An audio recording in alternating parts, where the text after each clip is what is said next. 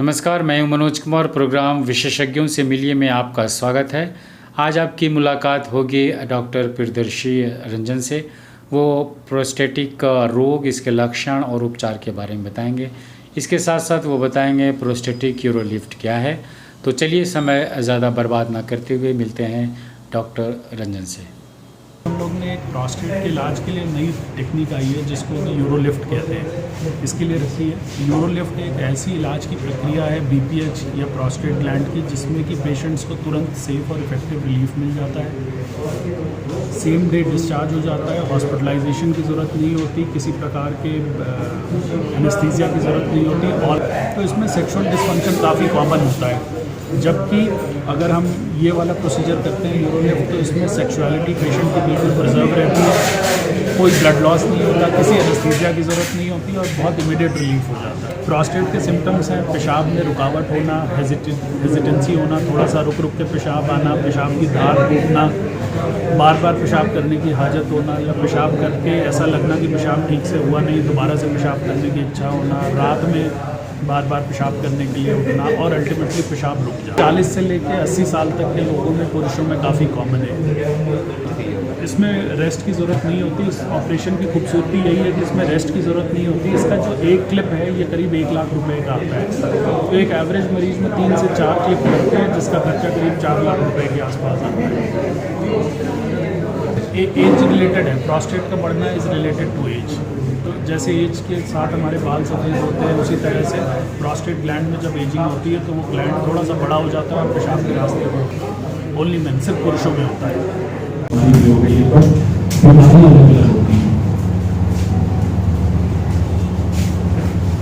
तो जैसे ये प्रोस्टेट ग्लैंड है, ऊपर पेशाब की थैली बीच वाली फोटो में जो आप देखें तो प्रोस्टेट ग्लैंड के कवर की वजह से पेशाब की थैली में स्टोन बन गया है, किडनी खराब हो रही है, या इस तरह के बड़े कॉम्प्लिकेशंस होते हैं। तो इसको हमेशा सीरियसली लेना चाहिए। इसको ये नहीं सोचना चाहिए कि एज की वजह से पेशाब रुक गया है या बाकी जब धीरे धीरे आदमी अनइक्वली ब्रेन की मसल से जोर लगा के पेशाब करता है, जिससे कि पेशाब की थैली में प्रेशर ट्रांसमिट होता है और अल्टीमेटली वो किडनी को खराब कर देता है।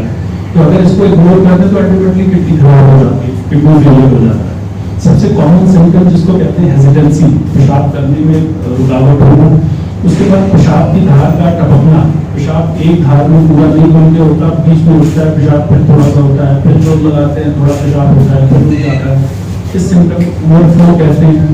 या फिर ऐसा लगना कि पेशाब किया और ठीक से मेरा ब्लैडर खाली नहीं हुआ, मुझे दोबारा पेशाब करने के लिए जाना है, पेशाब करके आए, बैठे काम करने, फिर दोबारा पेशाब करने के लिए जाना पड़ रहा है। रिटेंशन का अर्थ होता है पेशाब हो गया, करने गए बहुत जोर लगा रहे हैं, पेशाब आ ही नहीं रहा है। Urgency and nocturnal. अर्जेंसी का अर्थ होता है कि जैसे ही पेशाब लगे तो तुरंत वॉशरूम के लिए दौड़ना पड़ना।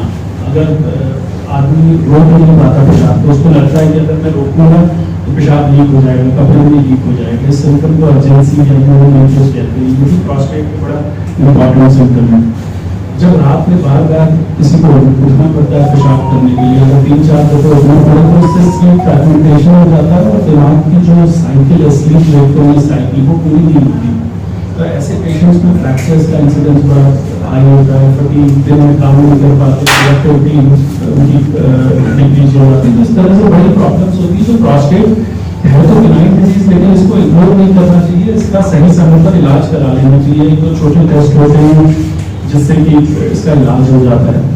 बीपीएच का जो 90% लोग इलाज कराते हैं वो दवाओं से कराते हैं। जैसे कि आपने सुना होगा, आपने से कई लोगों के रिश्तेदारों को हो सकता है चल भी रही दवाइयाँ जिनको यूरोलिमैक्स कहते हैं, यूरोलिमैक्स डी और डी-फ्लोरिन, बड़ी कॉमन दवाइयाँ हैं। और कम से कम जैसे कि चक्कर आ जाना, पोस्चरल हाइपोटेंशन में बड़ा कॉमन साइड इफेक्ट है। पोस्चरल हाइपोटेंशन का अर्थ होता है कि लेट के खड़े हुए तो अचानक से सर घूम गया, डिजीनेस हुई और गिर पड़े, चोट लग गई।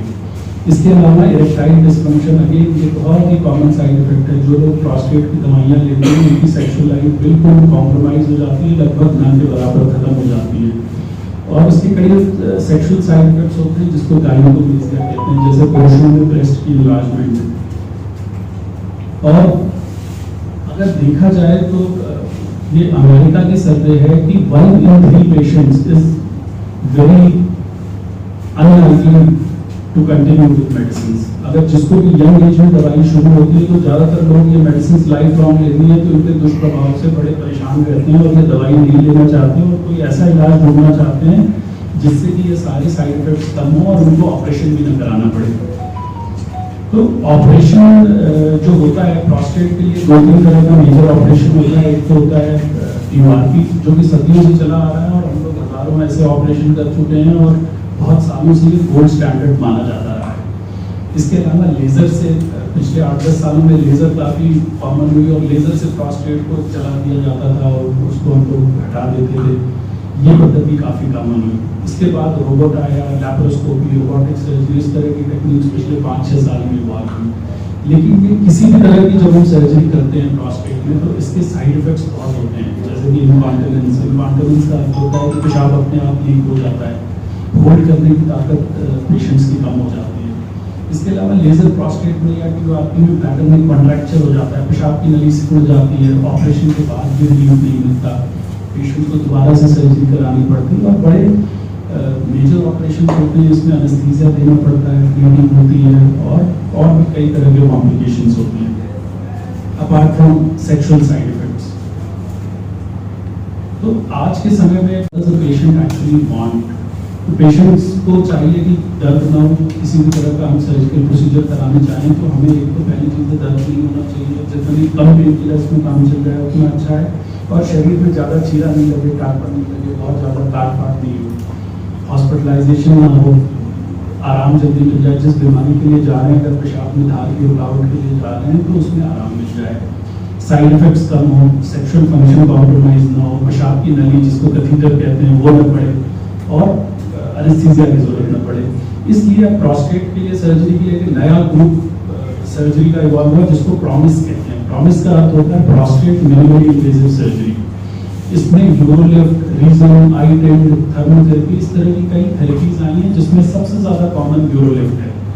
तो आज मैं ये यूरोलिफ्ट की थोड़ी सी मैकेनिज्म आपको दिखा रहा हूँ कि ये प्रोस्टेट को किस तरह से खोलती है और किस तरह से पेशाब का रास्ता ओपन कर देती है। ये छोटा सा वीडियो है जिसमें कि प्रोस्टेट के बारे में दिखाया गया है और यूरोलिफ्ट में हम लोग ये एक मशीन होती है stapling device, this is the device which we use. इस डिवाइस से प्रोस्टेट के अंदर जाके यहाँ पर हम लोग एक छोटा सा स्टेपल लगा देते हैं जिससे पेशाब का रास्ता खुल जाता है। इस वीडियो में एक एंडोस्कोपिकली पेशाब की नली दिखाई गई है जिसमें दोनों तरफ से ये प्रोस्टेट के लोब्स पड़े हुए हैं।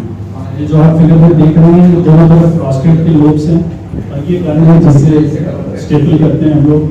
प्रोस्टेट को सिर्फ एक साइड हल्का सा रिट्रैक्ट करते हैं, उसका एंगल चेक करते हैं कि रास्ता अच्छे से खुल रहा है कि नहीं, मरीज को किसी तरह के साइड इफेक्ट तो नहीं होगा।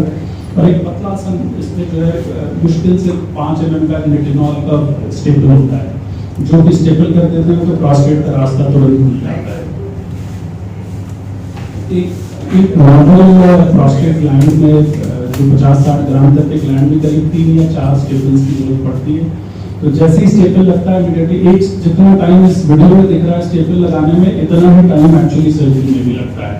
ऑपरेशन में भी इट टेक्स हार्डली 3-4 मिनट में पूरा ऑपरेशन हो जाता है और सारे स्टेपल्स लग जाते हैं और विदिन 2 आवर्स पेशेंट्स को हम लोग डिस्चार्ज कर देते हैं। उनका जो यूरिन का फ्लो है उसमें रुकावट इमीडिएटली खत्म हो जाती है। 4 घंटे बाद ही पेशेंट अगर पेशाब करता है, कई मरीज जो कैथीटर पे होते हैं उनको कैथीटर से भी फ्री हो जाते हैं और तुरंत ही पेशाब आने लगता है खुल से। पेशेंट का वीडियो जिसमें हम लोगों ने इस तरह का ऑपरेशन किया था, अगर आप देखें तो ये पेशेंट ये प्रोस्टेट ग्लैंड है जो दोनों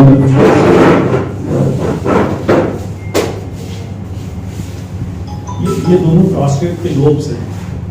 ये पेशाब की नली का रास्ता है, ये देखो आप बीच में दो पूरी तरह से ये रास्ता बंद है। यहाँ से अंदर घुसेंगे तब हमें पेशाब की थैली दिखना शुरू होगा। अब ये हम लोग पेशाब की थैली में आ गए। So this video just shows कि किस तरह से मीडियल लोब है प्रोस्टेट का, इधर लैटरल लोब्स हैं, पेशाब की जो एग्जिट है थैली की वो बिल्कुल ब्लॉक पड़ी हुई है। इधर से भी रास्ता है, इधर से भी रास्ता है, लेकिन जब मरीज करता है तो पेशाब के लिए रास्ता नहीं मिलता।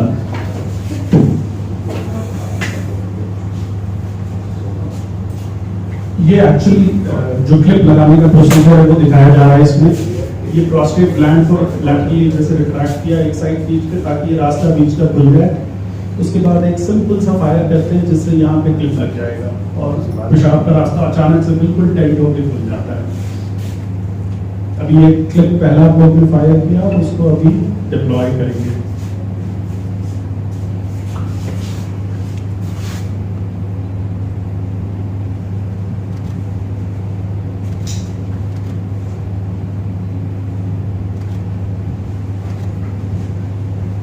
ये जो इंस्ट्रूमेंट दिख रहा है ये यही गन है जिससे हम लोग इस ऑपरेशन को करते हैं।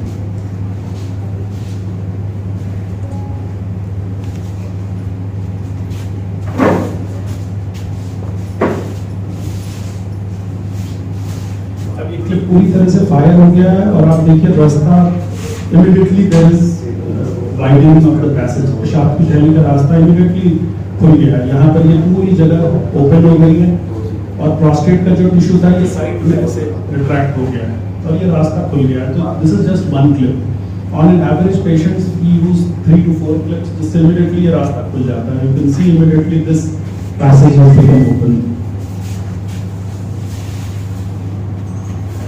शरीर में बिल्कुल अलग है। जो हम एनाटॉमिकल ऑब्स्ट्रक्शन की बात कर रहे हैं यानी कि पानी का निकलने का जो रास्ता है, ऐसा नहीं है कि आप कम पानी पिएंगे तो प्रोस्टेट बढ़ेगा नहीं। प्रोस्टेट तो बढ़ ही रहा है। जो भी आप पी रहे हैं, चाहे वो पानी है चाहे वो कॉफी है, उसको शरीर से किसी न किसी रास्ते से निकलना है। पानी के निकलने के 3-4 प्रमुख रास्ते होते हैं। एक तो पेशाब में, दूसरा जो है बॉडी में, तीसरा पसीने में और चौथा सांस में। जब हम सांस लेते हैं तो करीब 500 ml 1000 ml 1 लीटर पानी सांस से इवैपोरेट हो जाता है। तो पानी कम पिएंगे तो आपकी बॉडी में और भी साइड इफेक्ट्स होने लगेंगे। सेल्स की फंक्शनिंग प्रॉपर नहीं हो पाएगी, सोडियम पोटेशियम का इम्बैलेंस होने लगेगा। तो पानी एक उचित मात्रा में लेना चाहिए और उसकी जो निकासी का रास्ता है ये उस रास्ते के फिजिकल ऑब्स्ट्रक्शन हटाने की प्रक्रिया है। पानी से इसका बीमारी को कोई लेना देना